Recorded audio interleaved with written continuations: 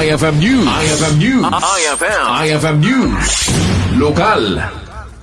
Manipod taltalon aging gana iti komersyo dahil tinagbali na sirma ti Ablan Day Celebration para kanagiti Manalon iti Ilocos Norte. Naangay iti panagatataripnong digiti Manalon nga da iti unique products na dito Ilocos Norte. Babayan iti Environmental Sustainability in Economic Planning and Farm Appreciation Dialogue iti Dakilamol iti Ilitis San Nicolas.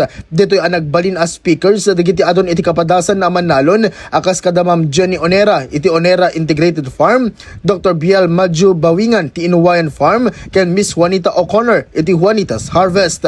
Impanakkelda digiti kapadasan da iti farming kano kasanuda ang nakaaramid iti produkto manipod kadagiti farm da akas iti lemongrass juice, black rice ken wines. Kalpasan na kita dapay iti free taste sa kadagiti produkto da.